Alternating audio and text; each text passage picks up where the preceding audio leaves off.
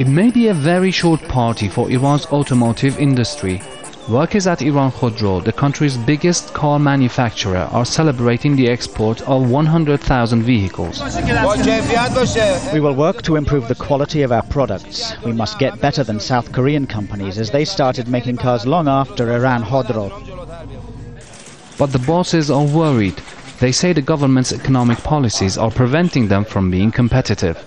It's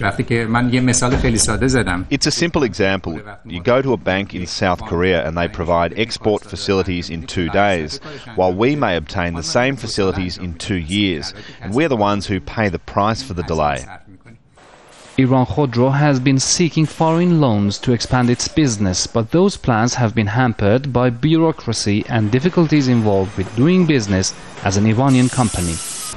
Although, like any other Iranian company that has to have interactions with the outside world, Iran Khodro may have suffered from the international sanctions and the bank embargo imposed on Iran because of its nuclear program.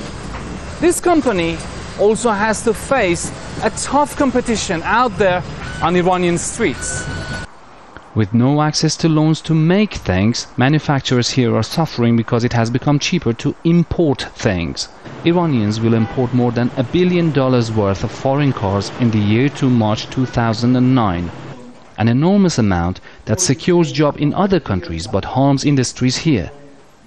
So certainly for Middle Eastern economies, it is very important to think of the domestic production, to get rid of these shocks of oil revenues, to rely on what you can manage within the economy, to provide employment for the large young population that we have, about 1 million new people coming to the labor force.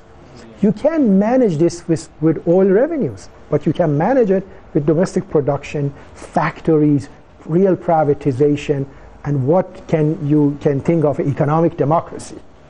Iran's central bank warns that the country's oil income may plunge by $50 billion a year. The price per barrel has dropped by more than 50% in the last few weeks. With an economy that relies on oil for income, any drop in oil's value could be a disaster. But it may well be a blessing in disguise for the industries, because it may force policymakers to give concessions to those who produce for exports.